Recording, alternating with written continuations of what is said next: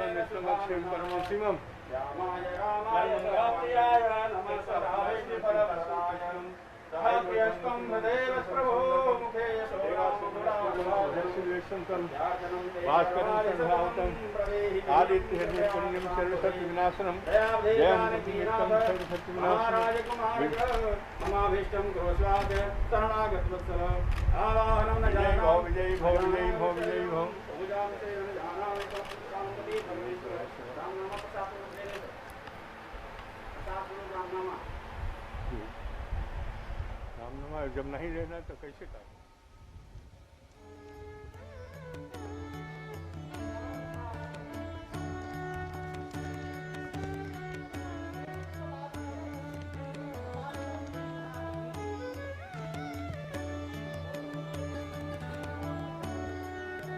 रामलला के दर्शन और पूजा अर्चना के बाद अब माननीय प्रधानमंत्री मुख्य पूजा स्थल की ओर जा रहे हैं, जहां पर अब से कुछ देर बाद अभिजीत मुहूर्त में भूमि पूजन का कार्यक्रम होगा।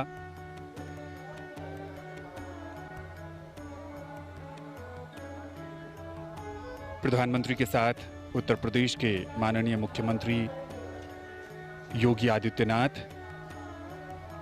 ये बहुत ही ऐतिहासिक और दिव्य अवसर, और यहाँ पर वृक्षारोपण का कार्यक्रम है। पारिजात का वृक्ष प्रधानमंत्री लगा रहे हैं। भारतीय संस्कृति में वृक्षारोपण का खास महत्व है और रामलला परिसर में प्रधानमंत्री इसके माध्यम से संदेश भी देना चाहते हैं प्रकृति की रक्षा का, पर्यावरण को बचाने का, हरियाली को कायम रखने का, और साथ ही साथ आने वाले समय में जैसे जैसे मंदिर का निर्माण कार्य आगे बढ़ेगा वैसे वैसे ये वृक्ष भी अपनी आभा को प्राप्त करेगा। और ये प्रतिबद्धता है पर्यावरण के प्रति हमारे संरक्षण की। पर्यावरण संरक्षण का मूल मंत्र हमारी सनातन संस्कृति के मूल में ही है। हम कहते हैं समुद्र वसने देवी पर्वत स्तन मंडले विष्णु पत्नी नमस्तुभ्यम पाद स्पर्शम क्षमस्वमेव। पृथ्वी को हम माता मानते हैं और यहाँ पर आज प्रधानमंत्री नरेंद्र मोदी रामलला के परिसर में पारिजात वृक्ष का उन्होंने पौधारोपण किया है। पारिजात वृक्ष स्वयं स्वर्ग से लाया गया वृक्ष माना जाता है। पारिजात वृक्ष को माता कुंती ने अर्जुन से कहा कि पुष्प की पारिजात के पुष्प से उनकी पूजा करने की मनोकामना और आराधना है और ये बेहद विलक्षण, अद्भुत और बेहद कम संख्या में पाया जाने वाला वृक्ष माना जाता है। पर्यावरण संरक्षण के साथ ही साथ सनातन संस्कृति की परंपरा और भूमि के पृथ्वी को माता के स्वरूप में और पर्यावरण और समूचे ग्रह को मानव आवास के रूप में सर्वोत्तम रूप प्रदान करने के लिए एक उदाहरण प्रस्तुत करते हुए प्रधानमंत्री नरेंद्र मोदी ने पौधारोपण किया पारिजात के वृक्ष का रामलला मंदिर के विराजमान और साथ ही साथ इस मुख्य कार्यक्रम स्थल पर। रामायण में लिखी ये चौपाई पुनी पुनी कितने हो सुने सुनाए, हिये की प्यास बुझत न बुझाए। 16 आने सच है, राम रस का पान कितनी बार भी क्यों न किया जाए, मन है कि भरता ही नहीं। राम सिर्फ एक नाम नहीं है, राम मात्र 2 अक्षर नहीं हैं, राम हिंदुस्तान की सांस्कृतिक विरासत हैं, राम हमारी एकता और अखंडता हैं, राम हमारी आस्था और अस्मिता के सर्वोत्तम प्रतीक हैं। और अब माननीय प्रधानमंत्री वृक्षारोपण के बाद पूजा स्थली की ओर जा रहे हैं, जहां पर अभिजात मुहूर्त में भूमि पूजन और राम मंदिर के शिलान्यास का कार्यक्रम होना है। भगवान राम अवतार होकर भी चमत्कार नहीं करते। हर परिस्थिति के अनुकूल आचरण करके वो हमेशा पुरुषों में